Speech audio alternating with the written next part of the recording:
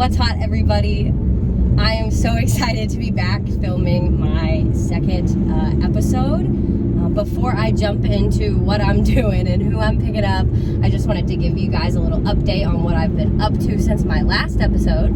I have seen probably 10 concerts since then. In that last month, I went to Bonnaroo. I just went to a concert last night, and I'm actually coming to pick up my next guest so we can drive to Nashville to see another concert. So I have been living in the moment, staying grounded, really just honoring myself and my body throughout this journey. And I just like to be authentic with what's going on with me. I've been booking some one-on-one sessions, some simple readings, some 3-week containers are in the works right now. So if that's something that any of you guys are interested in, feel free to DM me on Instagram. I would love to chat with you. Also, if you or someone you know might be good to put on the spot, please head to my DMs and let me know who you're thinking. So today, I am so excited to be picking up a dear sister of mine, Janna Harner. She has been a friend of mine since the night she graduated high school. We met, and we have been besties ever since. She has spent about a decade working with the Miss America organization. She has held several titles that have allowed her to compete at Miss Illinois, where she has placed first runner-up twice. She is a loud advocate for adoption. She has a big heart for women and children and working towards fighting social injustice. And she's held several fundraisers and participated in several charitable events in order to give back to those organizations. She has a master's degree from SEMO in English studies, and she currently is a high school teacher at a high school in Kentucky. So I am about to be pulling up to her house now, and I know she wants me to come inside, so I'm gonna have to put the car in park, put the video on pause, and go inside and see what's up with her before I really put her on the spot. So see you guys in just a second. Hey friends, I'm so stoked you've dropped by for a ride today. Each episode, you'll tag along with me, picking up my guests, talking about what's hot in their lives and on their heart. And you never know what surprises might be in my sleeve. Here's what's hot on the spot. Now, let's hit the road. Okay, this was perfect. I went inside. She gave me all the info she had to give me there. And then she had to get her cats out of the garage. So I told her I would meet her in the car. So... And how sweet is she? She made me an iced chai, but didn't make anything for herself. She's like, I just have water. She's the sweetest. We are actually tonight headed to see a band called Joesph. They're 3 sisters. We've been following them since 2015, 14, maybe. And we haven't seen them together in a long time. So we're very excited about this. I had gotten some tickets and called her one day and was like, hey, are you busy this day? She's like, no, you want to meet for lunch? I was like, no, I'm going to pick you up and we're going to go to Nashville for a concert. So this is a very exciting trip for us. She has no idea that we're recording the podcast. I'm just so excited to get to talk with her and to have like documented footage of a goofy, silly car ride of ours, because they're some of the most memorable trips that I have are with Janna. So, and here I think she comes. Kitty cats are secured. I'm so glad to hear your cats are secured. Yeah, dog hair, sorry. By the way, you're getting put on the spot. Oh no. Yeah, huh? What is happening? You heard recording a podcast. No, we're not. Yes, we are! Stop. It fits best if you put it right here on this little seatbelt piece. Oh no. No, this is good. This is good. Put your seatbelt on.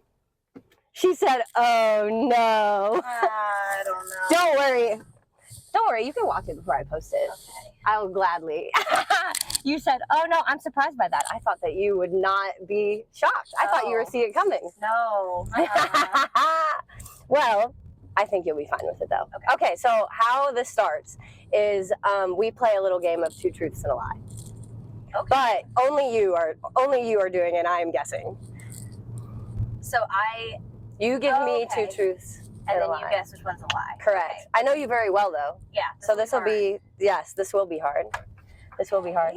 While you're thinking, I had just explained, what we're doing and where we're going, and how much I love traveling with you. Oh my gosh, we have the best time. We do. We've been to New York.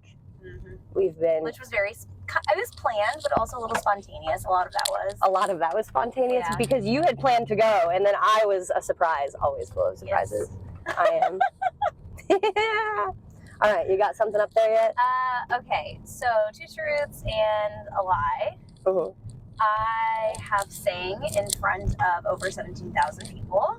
At one time? At one time. Okay. I have never drank pickle juice.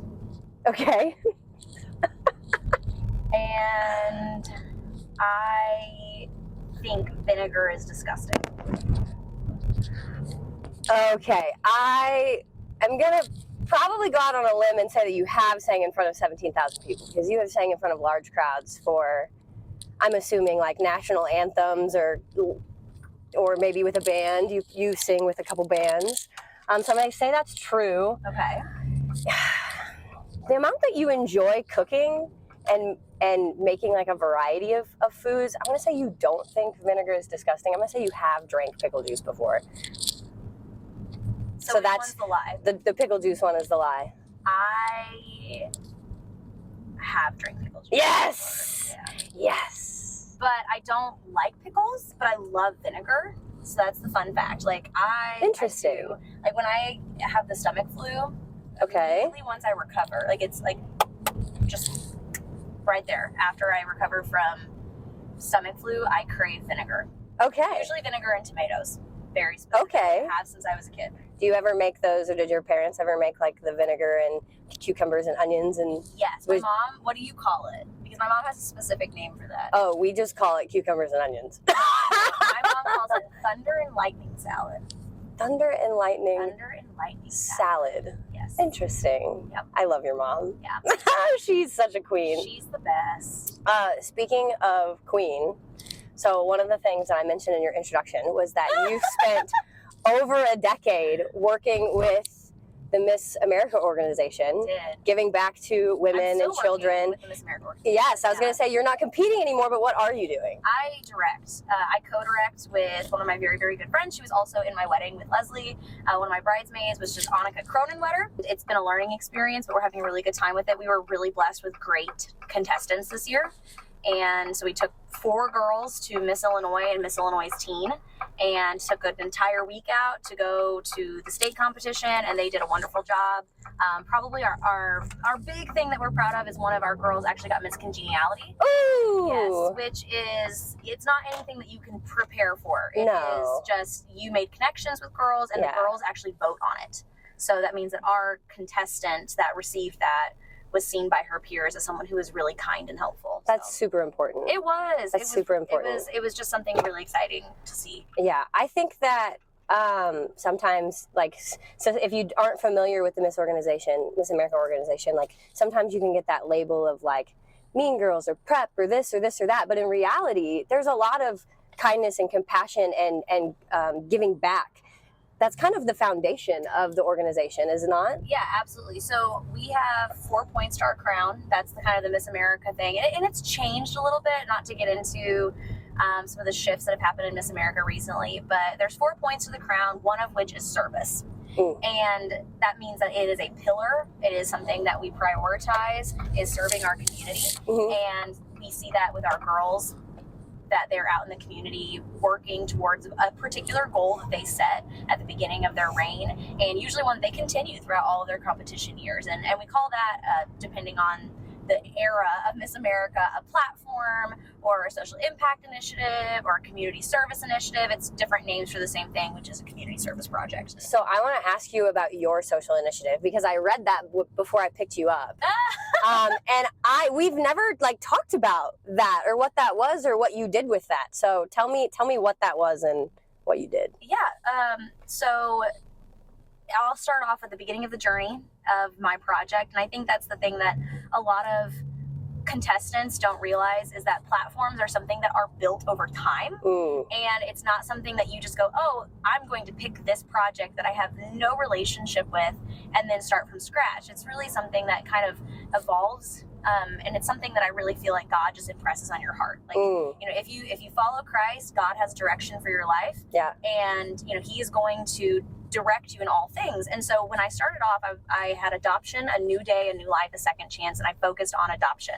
And I had a personal relationship with adoption because my sister was adopted, and I worked with an organization called the Baptist Children's Home and Family Services, and they promote adoption. And so I kind of invested in that, did a lot of different projects with it, promoted it, and I did that for years.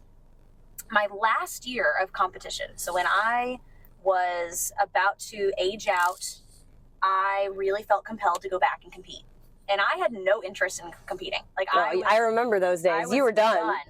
You were done. I was past done. And I went and supported my friends, but I was not interested in competing at all. And then I just was finishing up my graduate degree. I really felt like I needed to go back. And because of this reason, not to go back for adoption, which is still always on my heart. But I saw through my work with the children's home specifically, which is not adoptive services. Those are children who are placed in that home for a variety of reasons, one of which is like protective custody, or maybe they're kind of at the last step before going into juvenile services, or a variety of reasons. And what I saw there was that at some point in that child's life, before they got to the children's home, they needed someone to advocate for them. Like some of those things could have been prevented. And the children's home was the best thing that could have happened to them, because all of a sudden they had a full family and support right there, praying for them, loving them, providing for them, and teaching them. Like, they were taught skills and protected. And I was just, that kind of settled on my heart. Like, we need to try to circumvent that problem early. Yeah. So that changed. I really felt like God was leading me to work with kids, but specifically teaching kids to be an advocate for themselves. Or if they are in a position to advocate for other children, to be an advocate for their friends. And I really felt compelled for that. And I'll get into one of the reasons why. So that changed, and I changed my platform to Speak Justice, Building Child Advocacy Superheroes. Yes. And I worked with adults. So I did some trainings with some adults on how they can be advocates for children and how they're uniquely endowed. Like, I feel like, again, God blesses all of us with skills and shapes us and forms those skills, and that you don't have to do anything outside of what you're equipped with to help kids. Like, whatever you have, you can use that. Absolutely. And so that's kind of where all that started. But it also came from a personal story. My nephew Elias, who is the love of my life, love him to pieces. He's one of my best friends. He was put into a position where he advocated for himself and he spoke up. And if he had not, a potentially kind of dangerous situation would have happened. And so that inspired me that, he felt comfortable coming to an adult. And if more children did that, felt comfortable and confident to do that, or to represent a peer who did not feel comfortable, I think that a lot of problems could, be addressed before they became major problems. So that was where all that came from. Yeah, absolutely. On my last episode, Austin Blackley and I actually talked about how we really hope that this next generation of children are just taught, like compassion, kindness, and standing up for one another, because I feel like it's to the point sometimes where all these kids have are each other, especially in certain home lives or lower economic areas of cities. So that's awesome that, that's where God pushed you to go, because you've done a lot with it. Yeah, and I think the other thing is, like, I think that all adults need to feel compelled to help children. Yes. And it doesn't matter if you're a teacher. I think there's a lot of burden placed on, like, teachers are supposed to do everything. Yeah. And I do think that there is a lot of responsibility reasonably placed on teachers, because they are in contact with kids all the time, more than their parents. Yeah.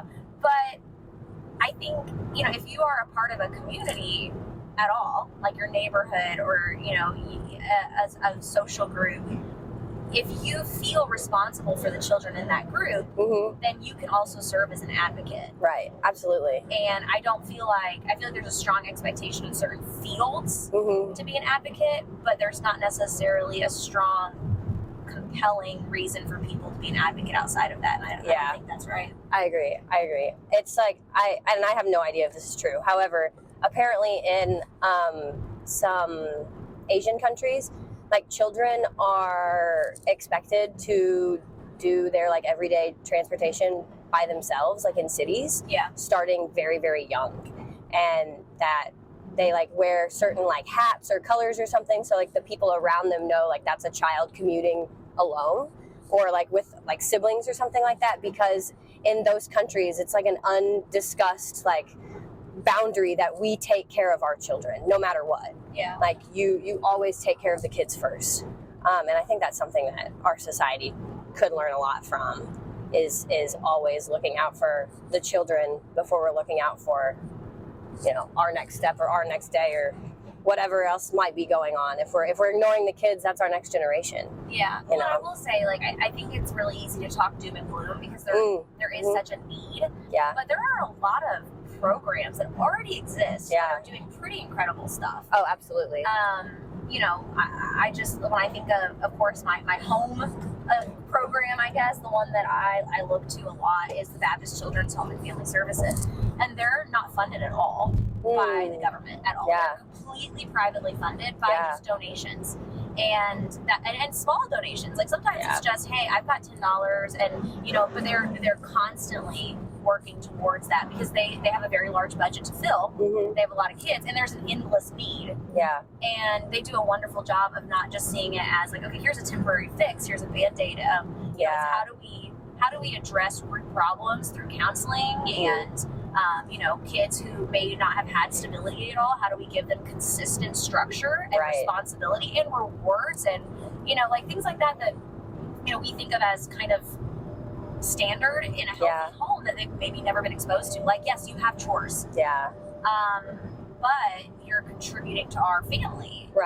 And so that's a wonderful blessing to have responsibility because it means that you're a part of something. Like that kind of feeling and reward system, they've not necessarily had. It's like, I feel like the Baptist Children's Home is providing for kids spiritually, but also just those kind of necessary skills and also counseling. I mean, they are providing counseling to these kids, and they do that outside of just children. I mean, you can get counseling services through the Baptist Children's Home and Family Services all over the state. So that's pretty incredible. That is extremely incredible. So one more thing before we transition totally out of Miss America. I had mentioned during your introduction that you not only did that, but were a loud advocate and speaker on adoption. So I saw that leading one right into the other very well.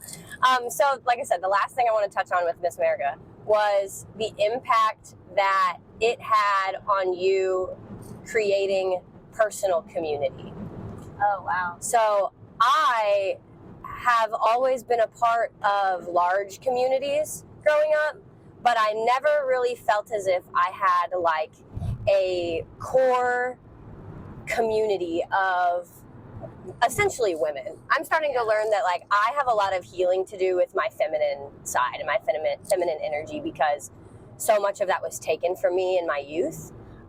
So what about Miss America and the girls that you met instilled a sense of like community and like even just like your own beauty standard? Because beauty standards in society are very different than what they really are, you know, ultimately. So what do you have to say on that? So that's a lot. Yeah, break it down into bite-sized pieces. I'll try to break that down. Please don't eat me. So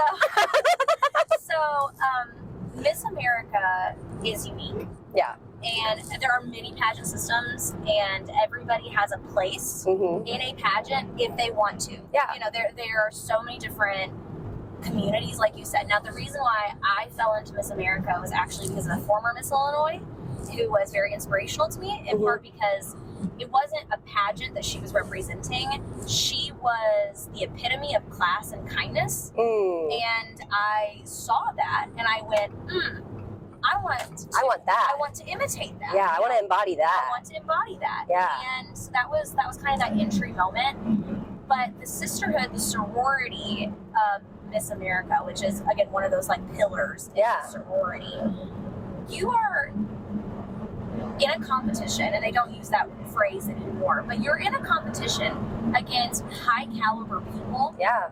And the benefit of that is, I heard a phrase once about the pace car. Like, there's always going to be a woman who is driving a pace. Yeah. And you're not comparing yourself to her, but you definitely want to ride you want to be with her in that race. Yeah. And so it's not a pace car as in I'm trying to get ahead of you. Mm-hmm. It is, if someone else is setting a high standard, I want to meet that. And I want to follow them. Yeah. And so the benefit of that is we have 30 different pace cars who are all striving and pushing and pushing, and I'm in the race with them. Yeah. That's pretty incredible. Yeah. And doing it in different ways, and their own branding and their, like you said, own beauty and talents and skills. And so it is a competition. I don't want to take away from that. I think competition's important if you understand it in a healthy way. Yeah. And I was really blessed that Janna Harner never allowed me to view it in an unhealthy way. Amen. But that's the benefit. Like you're not ever going to necessarily have a natural scenario where you're going to be with that many incredible people at once. Yeah. And for that long. I mean, it's a full week. Yeah. So that's the amazing thing of the actual Miss America, Miss Illinois local competition insert week, is that you get to be around those types of people. Yeah. In terms of the beauty standards, my understanding of beauty has definitely shifted a lot over my life. I mean, I do think that there should be expectations that people set for themselves. And I think that those can shift. I think the biggest thing is, like any environment, whether it is the way that you speak or the way that you dress, depending on what your goal is, you're going to adapt to that environment. So pageants are very specific. They do want people to dress nice and to look professional, and that can look differently. But the understanding is, if you would not dress or do your makeup or do your hair for the pageant differently than what you would do if you were walking into a job interview, then you're kind of missing the point, which is you're putting your best self forward. Like, you're giving 100% of what you have, and that 100% will change because you're going to learn things. But you're always giving 100%. So you're always putting your best self forward, and that does include beauty. So it's not so much as your hair has to look this way or your face has to look this way. It's, are you giving 100% of what you know at that time about yourself and about your beauty? Yeah, that's important. And if you're not, then you're not meeting expectations. Right. And you're not meeting your own expectations. Like, and I'll just use right now as an example. I knew we were going out. We were probably going to take pictures. I wanted those pictures to bring me joy. And so I did my hair and I did my makeup and I put my 100% of what I had in the moment forward. I made sure that you had the opportunity to do that before I put you on camera too, because I knew very well if she came outside without makeup done, she was going to say, oh, no, I'm going back inside. Yeah, this would never have been posted. But I, on the other hand, I don't feel like I have to wear makeup for my daily day life to feel beautiful, and that's totally okay. I will look at the pictures from us tonight and be just elated that we're both like happy and living our most beautiful, authentic selves. And I think that's the thing that's most important. Again, if the pace cars are moving really, really fast. And I think most girls kind of recognize that. Like, you're not just in a pageant, you're in a group of elite women. Yeah. And that's a good thing. Yeah, absolutely. So you always go with your hair and your makeup done, not because of what other people are doing, because you're giving 100% of yourself in that environment. Right, absolutely. You know, Janna in pageant world is very different from Janna in teaching world. And that's okay. It's the significant thing is you're adjusting those standards according to your environment and your comfort. Yeah, absolutely. Absolutely. So we can transition out of all of that now. I knew that would be a good chunk of our... That was a big chunk. Of our starts. How long is this? The last one was like 38 minutes, so it'll probably sit around an hour or less. Okay. You're real anxious, aren't you? I am not enjoying it. You're not enjoying it? No, it's making me sweat. Well, with that being said... How about we play a song? So, who are we going to see tonight, Jay? Joesph. Are you so excited? Oh my gosh. Mainly, honestly, I had some reservations about going at all.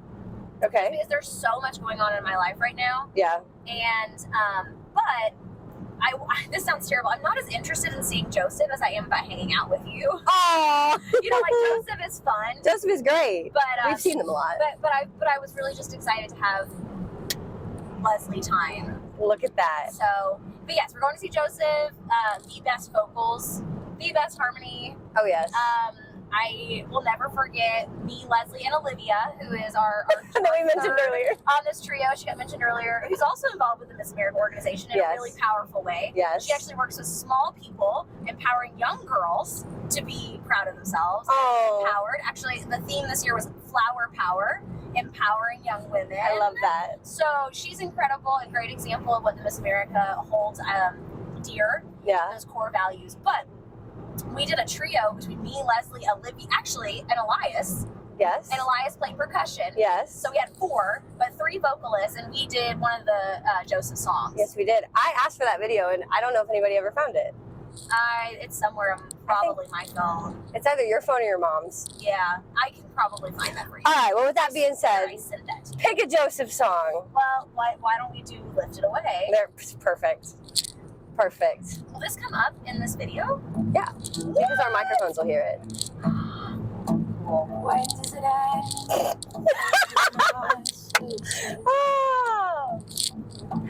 When is my mind caged inside, free to go? I've been focused on what I didn't lose, and I lost touch.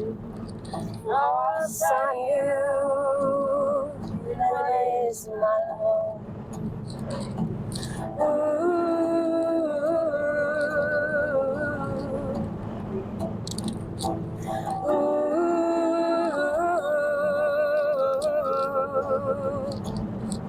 It's here,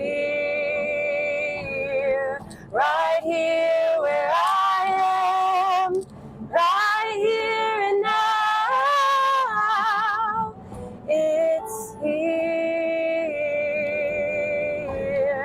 I'm cutting the cord, lifted away where this dark can't hold me down.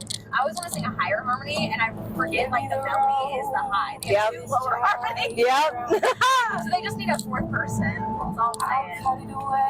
I got 2 options right here.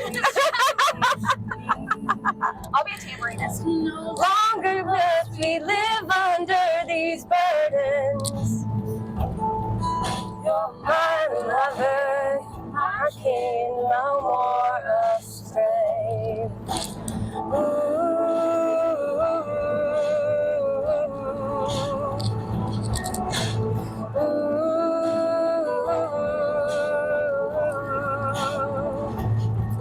It's here, right here where I am, right here and now. It's here. I'm cutting the cord, lifted away where the sun can't hold me down. I don't need to worry about tomorrow. All the work I need is what's at hand. I don't need to worry about tomorrow. All the work I need is what will stand. Right here where I am, right here and now. It's here. I'm cutting the cord, lifted away where the sun can't hold me down. Where the sun can't hold me down. Where the sun can't hold me down. Where the sun can't hold me down. Where the sun can't hold me down. I had a feeling you were going to play that one. Is that from the Native Kin album? Yes, that's my favorite album of theirs. I wish, I can't say that, but I do wish that they played a little bit more of that more often. Yeah, Tally Marks is one of my favorites. That's a great song. That's We missed the tour they did where you could suggest what songs what to was hear. that? What was that called? I don't know. I couldn't tell you. Yeah. Like the request only or something? Yeah. You would request songs at the start of the show. They had notepads when you walked in the door, and you'd write down the songs you wanted to hear and then like put them in a jar, and then they went through it before the show and they picked the songs based off the requests from the crowd. And that's how they made their set list. Yeah, we missed that. Yeah, that's the one tour we missed. We were too busy. So I was thinking, did you see what I did last night? Did you see where I went last night? Yeah, Allie and AJ. Did you listen to Allie and AJ? No. What did, I know who that is, but like... What were you listening to then? What is that era of our lives? 2006, 7 to 2010, maybe? I mean, I listened to the radio. I listened to this Celtic group my dad and I loved. Oh, interesting. That was a big part of my childhood. I listened to a lot of like emo bands in junior high. I mean, that was kind of my I always thing. forgot that was your scene. Yeah. We weren't friends then. Yeah, I listened to a lot of like You were and Serenade, Red Jumpsuit Apparatus. I love this. And Sleeping with Sirens? yeah, Little not bit. that much. Not that much. Big Fly. Was Okay. Like my joy. I don't know if you've ever even heard of McFly. No. That is a British band, Yes. and I became obsessed with them because I'm here for it. they were the like house band in the movie Just My Luck, Okay. which has Chris Pine and Lindsay Lohan, Okay. and they were just like the band in the movie. Okay. But they had really good music. I was like, I want the soundtrack. I listened to a lot of movie soundtracks too. Interesting. And so I realized they were actually a band. Like I thought they were just a band in the movie. Right. And then I got into their music, and they had like some interesting kind of doo-wop-y influence while also being a rock band, and just an incredible vocalist. That is, I want you to list your 5 favorite musical artists at this time right now. Oh my gosh. Who are you listening to? Okay, Kelly Clarkson, always. Oh, the new album. Have you listened It's to it? so good. I Kelly haven't Clarkson yet. Is always on my playlist. I haven't listened to the new album yet. Somebody suggested it this morning to me though, so I need to. One of the greatest compliments ever been given was that in personality, I'm somewhat like Kelly Clarkson. And I was like, okay. I love that. And that some of my vocals are similar to Kelly Clarkson. Oh yeah. So that was a big compliment. And plus I just love her music. I love the diversity of her music, the complexity of her music. Like there are some, I feel like recently, powerhouse vocalists have kind of taken a step back, and it's more placed on like the singing and songwriting, which is great. I just wish we could have a balance of the two. Like, you know, I look at vocalists first. You know, that's what I'm looking for in a song. And so if they don't have impressive vocals, I usually just flip. I don't really stay that long. It's hard for me to stay focused at some of the smaller concerts I go to because the openers they're just, you know, they're trying their best and they're doing the best and they're writing the best they can, and it's really hard for me sometimes when the vocals just don't. They're not. Usually you can't understand them. Yeah. And that's hard. The articulation is a very weird, I don't know. I feel like people don't articulate when they sing. I don't think it's taught. Yeah, me included though sometimes. Like I'll go back and listen to videos and like Ariana Grande, you have no idea what she's saying ever. Here's the thing. Or singing. You know what she's saying. Yeah. You don't know what she's singing. But her accuracy and her pitch and just her finesse with vocals is so strong. Oh yeah. And I think part of it is because the consonants are irrelevant. Yeah. Like she's just like, I'm going to mush mouth all of this, and it's gonna sound great. And it's gonna sound great. And so she's softening all those hard consonants that would make it like clear, but she gets an amazing vocal quality out of it. So like, you know, whatever. She's Ariana Grande. She can do what she wants. Right. So Kelly Clarkson. Kelly Clarkson, Alicia Keys. Always. Always Alicia Keys. She's just, in terms of like my singing and influence, Alicia Keys is always up there. She's always putting out new stuff. I think I hear more Alicia Keys in your voice than I hear Kelly Clarkson. Yeah, I can see that. I think that sometimes the rock and southern, which I sing a lot of rock, is very Kelly. Yeah. And because Kelly is southern. She is a southern, I would say she is southern pop rock. You just can't get that rasp and that Texan quality from her voice. She can sing any genre. She can do it all. But that's gonna be in there no matter what. Yeah. So Alicia Keys, I love Alicia Keys. One of the first songs, not the first song, but one of the first songs I sang in a talent show was Alicia Keys. Can you guess what my favorite Alicia Keys song is? Oh gosh, I don't know. There's so many. I know. No one. No, that's a great one though. It's actually Gramercy Park. I love that song so much. I don't know why, but I love it.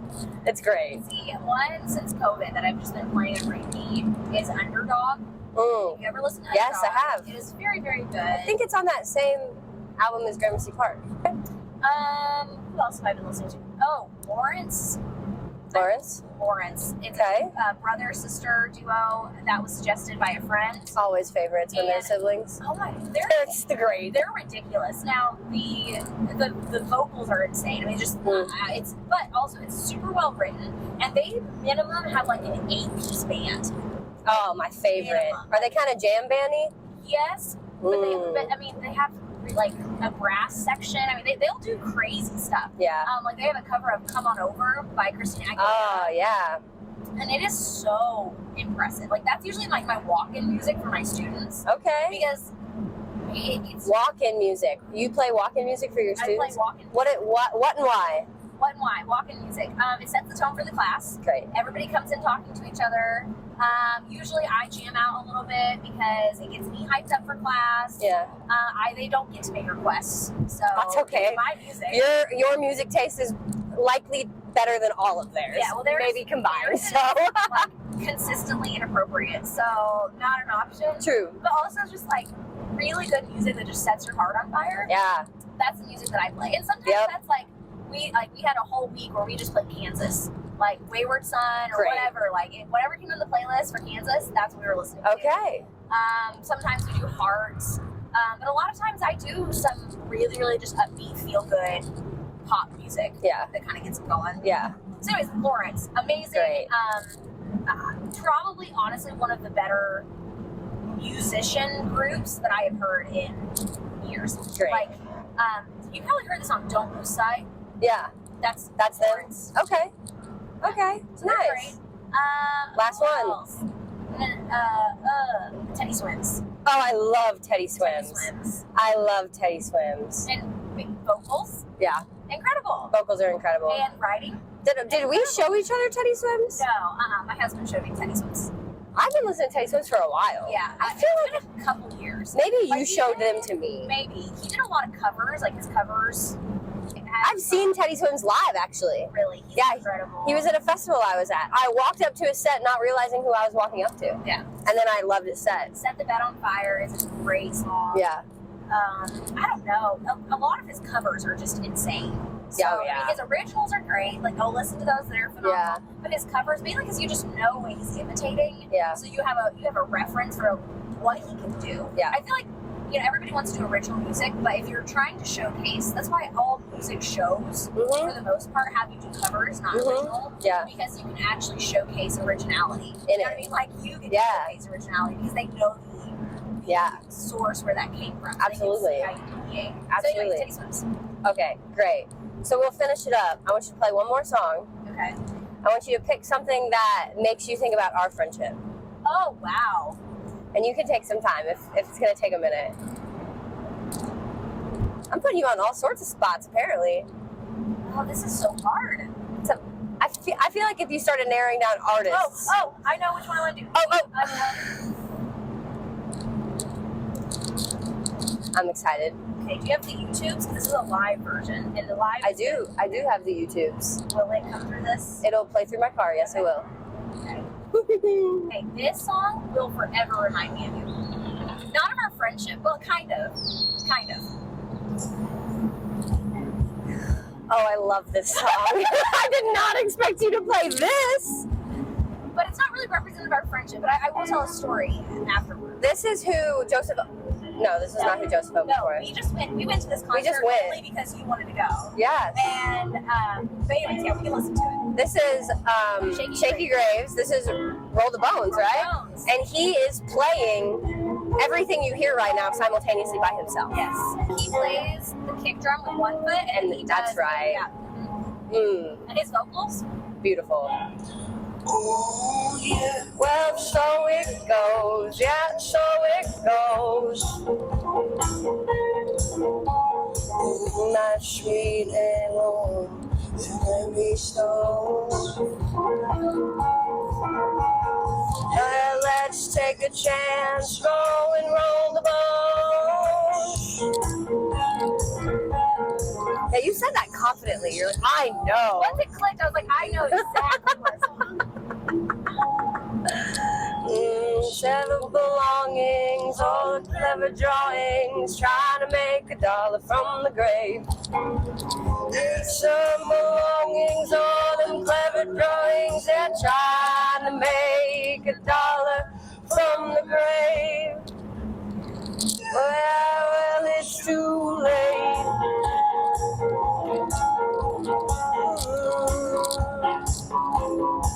Some of my favorite artists are actually artists that I've learned through other people. Yeah. Like this guy I learned through friends. Well, I learned this guy from you.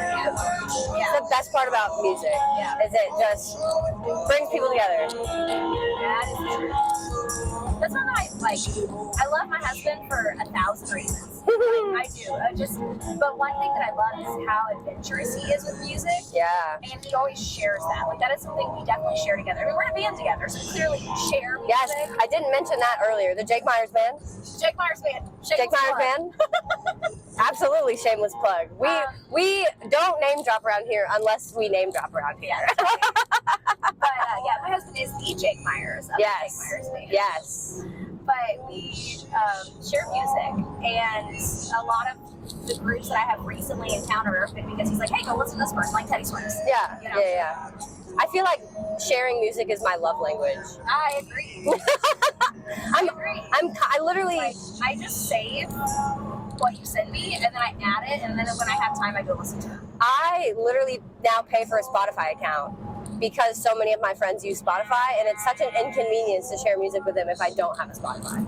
I don't like Spotify. I don't really either. I like Apple Music. I'm a snob.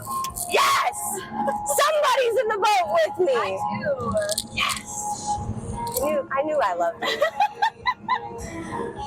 Okay, I want to hear your story. Okay. So we went and saw, the time period in which we went and saw the concert for Shakey Grace. I was finishing up grad school. Okay. You were in your first year of grad school, I think. You were living in St. Louis at the time, because after the concert, I went and stayed at your house. Yes. And it was very spontaneous, like always. As always. It kind of came up, and we went out to eat somewhere, went and saw this, ran into some friends by happenstance, and just had a really, really great time. The reason why this song, like, forever reminds me of you, I don't know if it defines a relationship, but that's okay. It's a significant song. Okay. Or a significant person, because it's that, like, moment in that life where, like, things were challenging in your relationship with Austin. Okay. And we were communicating a lot at the time. Like, there have been, like, seasons where we don't talk as much, and seasons where we talk all the time. Yeah. And that was a time where we were talking quite a bit. Yeah. And seeing more of each other. Like, we live farther away from each other, and we're seeing more of each other. I feel like that's when we really, like, reignited our friendship. Yeah, and I think that the thing with our friendship is, you know, we just love each other, and it's very simple. Yeah. And there are just going to naturally be more times when we get to do things and things we don't. And that was just a time when even though we were both in school at the same time. Yeah.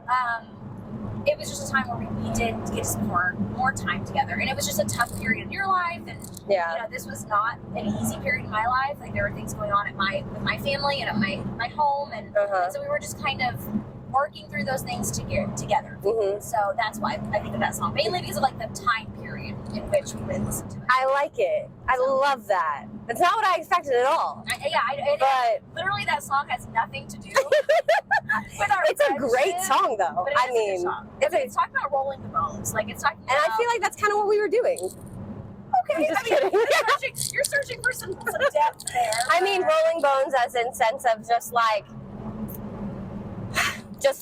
going with our own punches. Like, no matter, like obviously they're talking about, like, dice, like rolling bones as in gambling. I was kind of gambling with my life at the time. I was just kind of, like, doing what was best for me in every moment. I was trying not to plan too much because anything could change at any time. Yeah. So I'd say that song at that period in time meant more to me than you realized. So I was rolling the bones. You maybe not so much. See, clearly I thought of that before I chose the song. See, you knew. We just know things. Yeah. Okay. Well, I love you. Thanks for you too. thanks for being put on the spot. I know this is gonna get posted by the time it's done. And you only sweated a little. A little bit, yeah. You have any last words? Well, no, no, I don't have. I guess I have some last words a little bit. I'm really grateful for your friendship. Oh, And you're very precious to me. I love you. And I love you. Great. That's it. All right. See you next time.